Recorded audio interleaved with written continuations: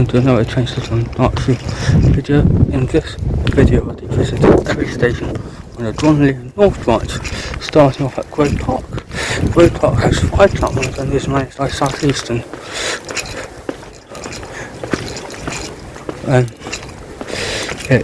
It's 2 islands and 1 side, with the 2 islands being for the main line through Grove Park, and side for the Bromley North Branch. Grove Park currently isn't accessible to everyone, as it's got no step-through access.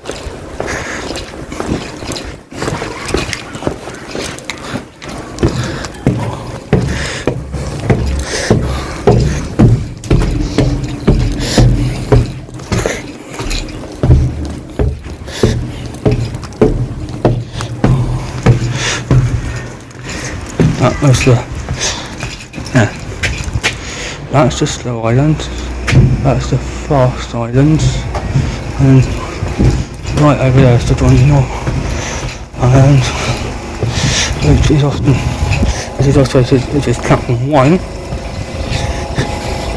And I've noticed one to London, and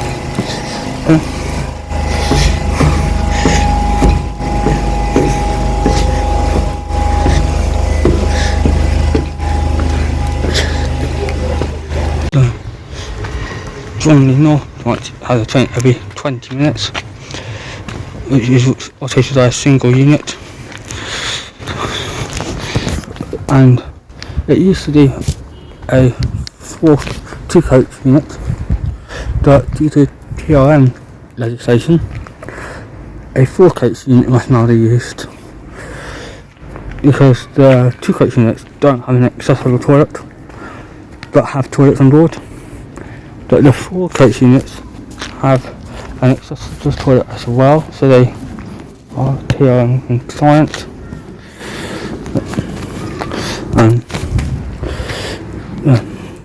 All Bromley North trains start down here.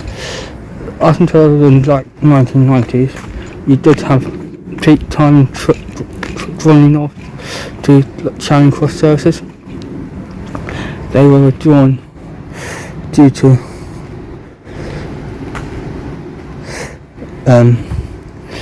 parking issues, but which still affect passenger numbers on the branch. However, there's nothing we used to really do.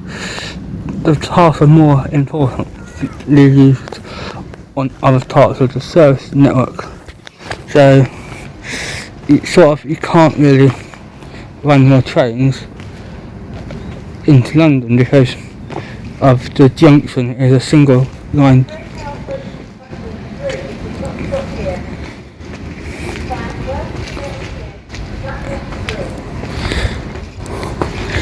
A single lead junction.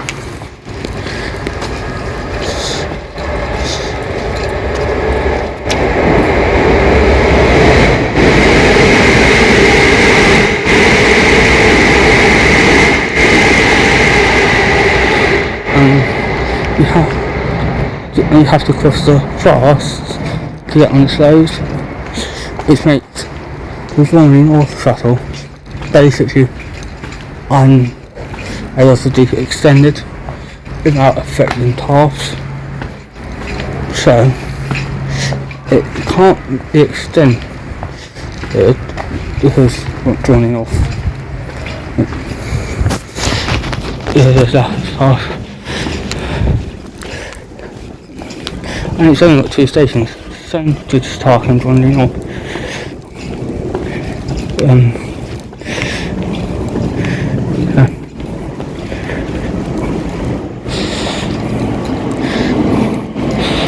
Good top, good. Get a fairly good service.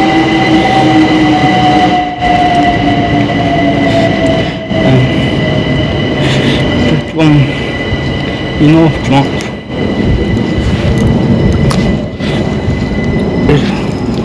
it is a very weird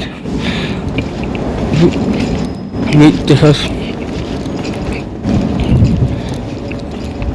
it's not got many trains. So the Bromley North Branch for a little while now has been suggested maybe it shouldn't be operated by South Eastern and maybe it should be converted to a different use. I'll explain the different uses which have been suggested along the branch, but show that there have been suggestions made at South Eastern shouldn't be running this line anymore. The first idea is it will be taken over by London Overground, which basically is only really moving it from, doesn't really change the issue because it's still a very much isolated branch in the sense that it can't really go anywhere because we've still got the issue of the bottleneck to the at that end of the station. So you've got no option but down.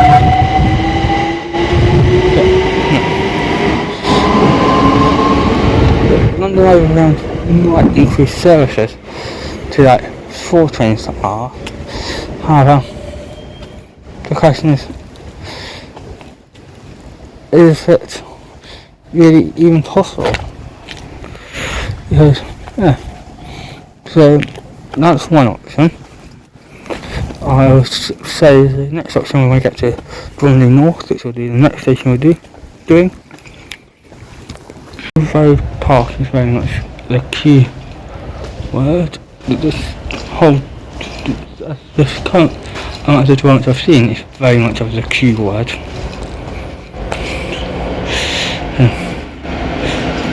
Oh look! 707. Probably heading to Orpington, I think. No, probably heading to Orpington. It's definitely not heading to Bromley North.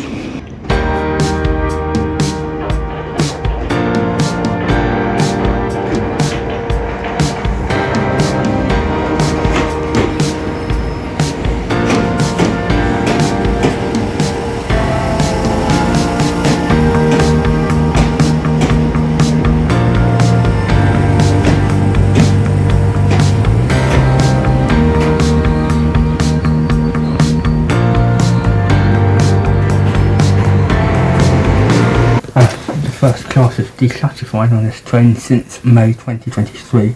Time for a change. Might as well sit in it. More comfy seats.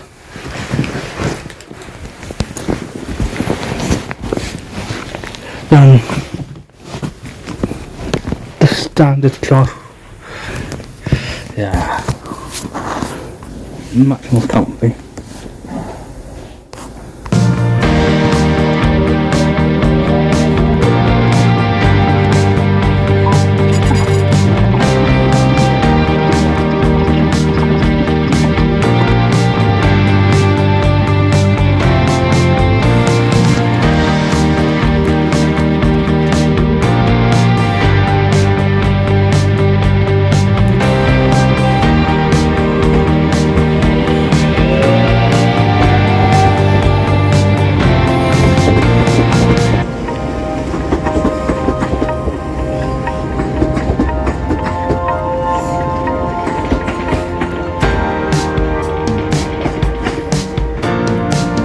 To Bromley North, which is the other terminus of the Bromley North branch. The next suggestion that has been made is to convert this line to the top of the tram link and extend the tram from Beckenham Junction to Grove Park, so that then this way you can provide a more convenient interchange between for the passengers. The plans seem to suggest the trams would join the run through the car park at Bromley North Station, and then along there, with all of this land being redeveloped for not for what, and then by the bridge down there, that's where they'll join onto this line, which seems somewhat of a waste, but if that's how they want to do, because it would pretty certainly improve ridership, and so it suddenly becomes a useful link to, as you're no longer forced to change as often, and you can at least take the tram rather than, it will become more competitive to bring this south, as well as this whole Bromley North Branch would need to be rebuilding anyway for trams, because the trams sit a lot lower to the ground in terms of their floor than the trains, because the trams are about 400mm and the trains are 1100mm at a platform of about 1000mm. So yeah, the Metro has published a document which shows all the platform heights, apart from at the very new stations. But yeah, so his trams would certainly be more frequent than the current service, as well as trams could definitely secure a future for this one.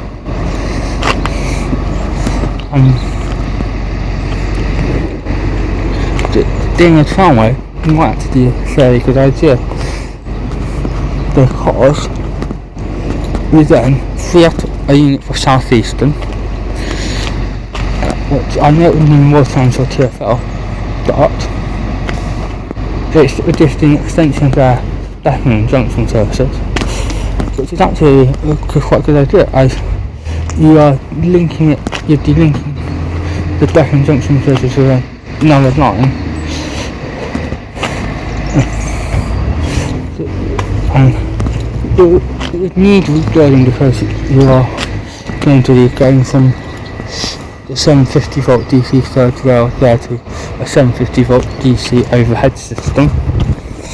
But yeah, and where the second lane would need to go, which is that recently sitting at credit,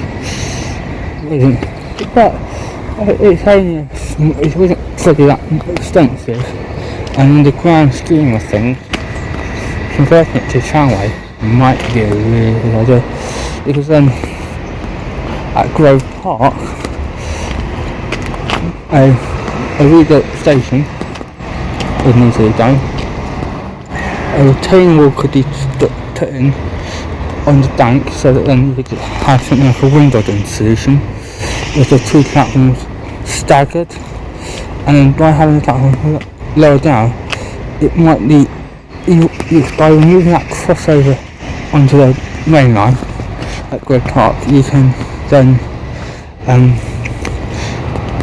redistribute point work, which means that then you might be able to actually slightly improve the line speed over from the S&C, which would actually give a journey time benefit for other passengers as well as these passengers, because also these passengers would suddenly gain a more frequent service, because rather than every 20 minutes off in Monday to Friday and every half an hour Saturday and Sunday, because I think times are like every 5 minutes, 5 or 7 minutes. So yeah, that would be a massive increase in speaking to, I know trams are shorter, but overall, it's definitely is a more compelling line to use. Otherwise, you could need tram stops. I don't know how many extra stops you could add, because you might be able to put one in between Sundrigge Park and Grove Park, but it might not be possible. However, you never know. And also, if you like your joint to track, always the Bromley North Line is joint to track. So yeah, 45 miles an hour and joint to track. Lovely. Yeah. Now the joint to track.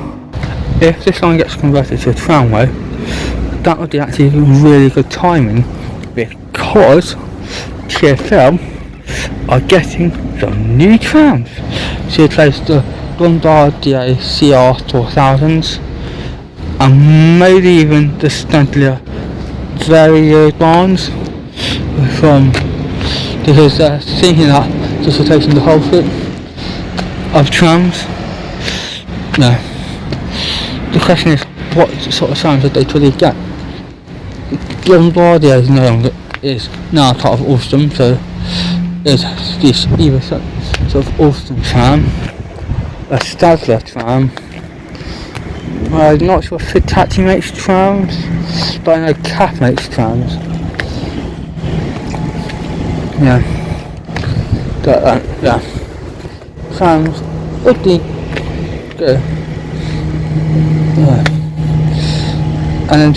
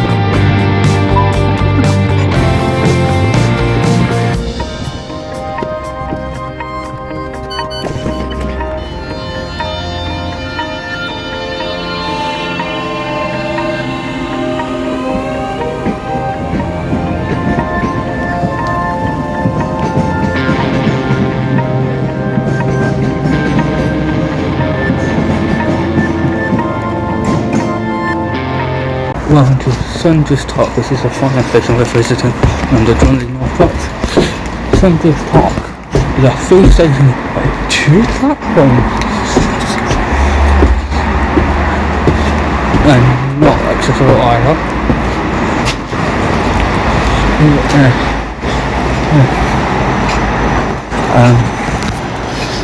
This is all of these sections feel very keyword, like I said, at Grove Park.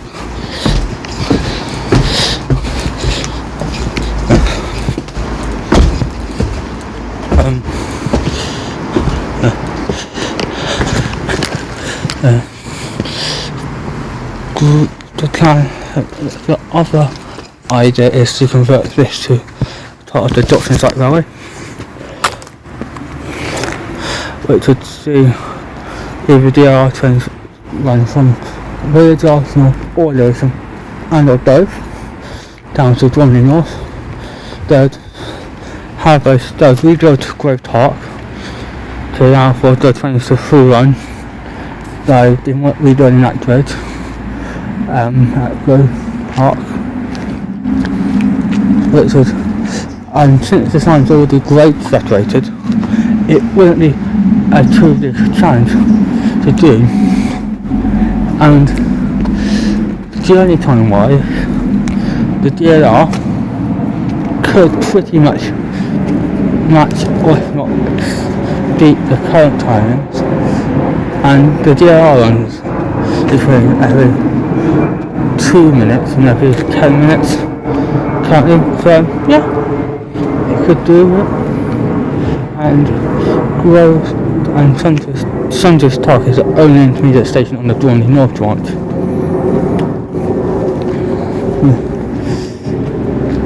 So that,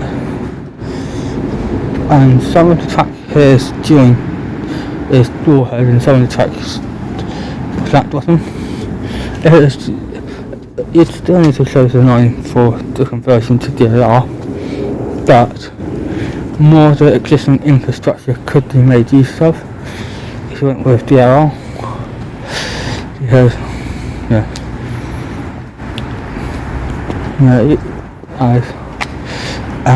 you'd need to you could get away with just rebuilding, raising the platforms up.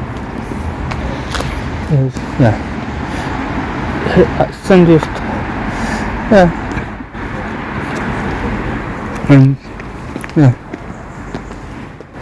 the DLR option would give the most advantages to it, as well as the DLR would restore that lost London connection by running directly to City. It might still be faster to change at Grove Park. However, if you're going to the option, then they can choose whether they want to go via Grove Park or just take the DLR, change it to Grove Park, or just take the DLR all the way. Because if you give people options, they're more likely to use it. As well as during engine issues, it would be then separated from the national rail network. I mean, even if there's been an issue on the line,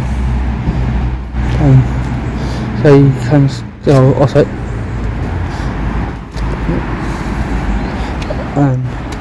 some good posters from around south eastern about leaves.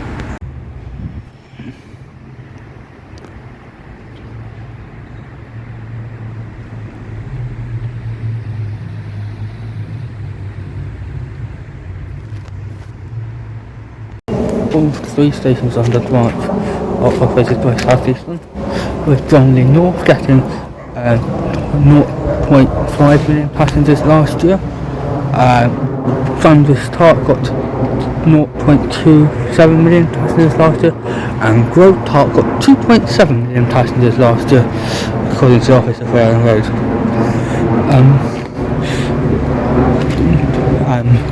Sundrigge Park, the 2 tunnels are in the inside form, and at Bromley North in the island form. And all 3 stations are within Oyster Zone 4. So that means, and if you want to come visit the line, you can do it on a pay to travel card or with your Oyster card. Hope you enjoyed this visiting every station Bromley North edition, and if you did, please like, comment, share and subscribe. And even if you didn't, please subscribe, because there might be a video which you like.